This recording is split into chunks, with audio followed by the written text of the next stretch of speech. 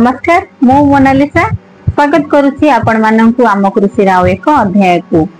आज आमे आम कृषि रो एही अध्याय रे आलोचना करिबा किभଳି भाबरे आमे कदली चाष करिबा से विषय जी आलोचना करिबा।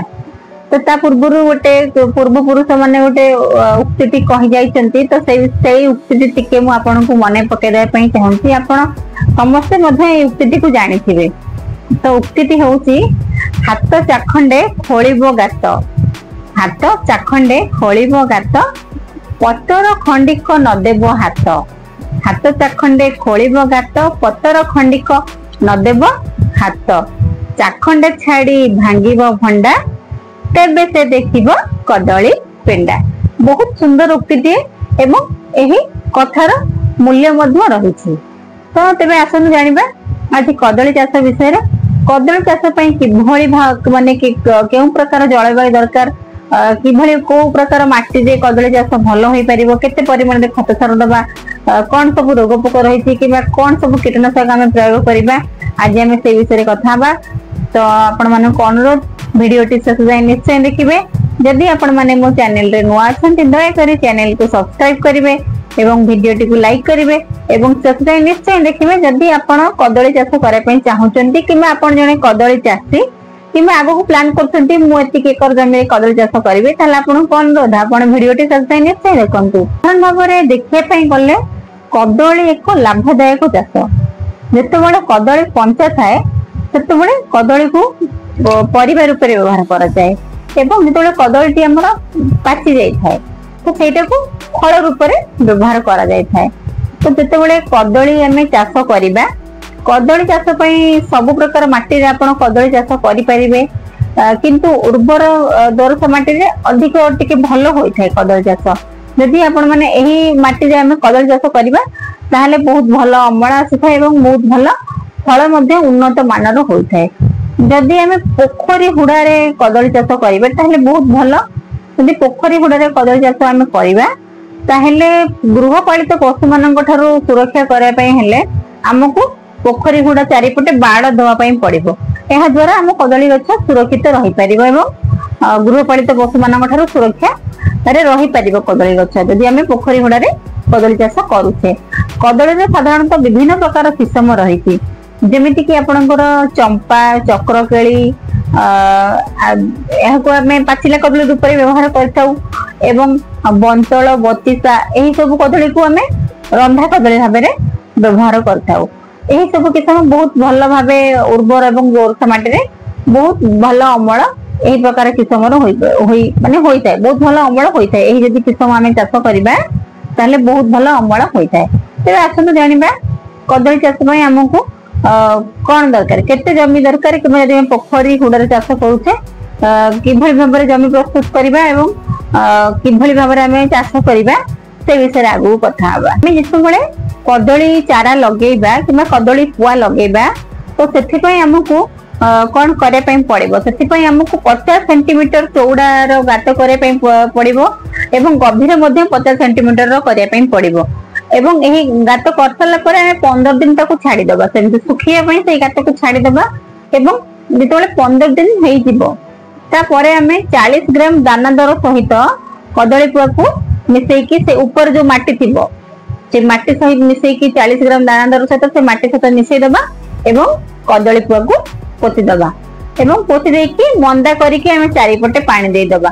साधारण भाव में देखा गले कदली गछ अधिक परिमाण रे खाद्य सार ग्रहण करथाय एवं जेतेबेले हमें मंदा करदेबा किबा पानी देई दबा तो ता सहित हमहु किछि अनुसार दवा पई पड़िबो।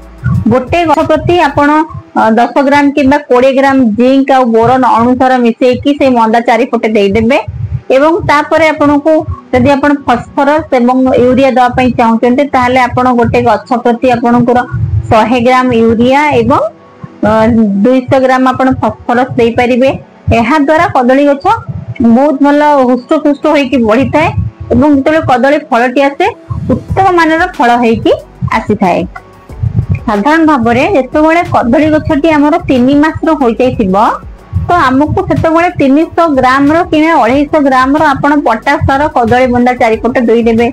एहा द्वारा कदली उन्नत मानर हेबा सहित फल मध्ये बहुत भलो होई थाए एवं भल स्वादिष्ट फल होता है। जो साधारण भाव में देखा गले अनवरत भाव में आपण कदली गछरु आमर पुआ बाहर थाए। तो प्रथम अमल बेलू जमी पुआटे आमर 3 मासर होइथिबो जितेबाला कदली गछरे पत्र सबू पाचि जाए कि फाटी जाए तो आमको बारंबार परिष्कार करने पड़ो। आमको कदली गछर पत्र गुड़िक सफा करने पड़ो। यह द्वारा कदली बाड़ी परिष्कार रहा सहित सूर्य किरण सठिक भाव में कदली गछ को प्रवेश करता है। कदली मूल मध्य को सूर्य किरण पड़ता है जहाँ द्वारा कदली गछ को हठात रोग पोक शीघ्र सहजरे आक्रांत करें। तो आमको कदली बगीचा को कि कदली बाड़ी को सब बेले परिष्कार परिच्छन्न रखापी पड़ो। कदली फसल रे साधारणतः रोग एवं पोक माने देखा जाई थांती। तो रोग मानक मध्यरु आपनकर झाउला पत्र दाग पत्र पचा रोग देखा जाए एवं पोक मानक भितर आपनकर कांड बिंधा एवं जो पोक अत्यधिक परिमाण में कदली गछरे लागि थांती। तो आपन जब कांड बिंधा पोक आपनकर कदली गछरे लागिवो तो आपन को सेते बेले गछ प्रति 20 ग्राम फरेट दाना दर आपन प्रयोग करि परिबे। गछ प्रति 20 ग्राम फरेट दाना दर आपन प्रयोग करिबा द्वारा कांड बिंधा एवं जो पोक कदली गछरे नियंत्रण रे रहि थांती।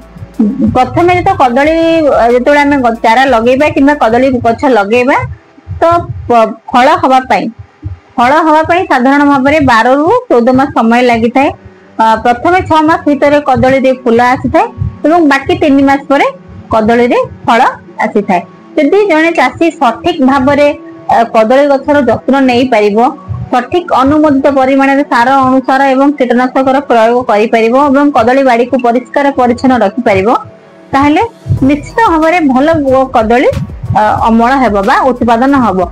एहा द्वारा यदि कदली चाषी टी ए सब दृष्टि विषय प्रति दृष्टि देबा निहाती आवश्यक। काहे कि ना यदि सठिक भाव में सठिक परिमाण में आमे कदली चाष करिकी आमे सठिक अनुमोदित परिमाण में सार अनुसार एवं कीटनाशक प्रयोग करिबा जहाँ द्वारा कि आमे कदली चाष कर लाभवान हो पारिबा किंबा कदली रु अधिक लाभ पाई परिबा।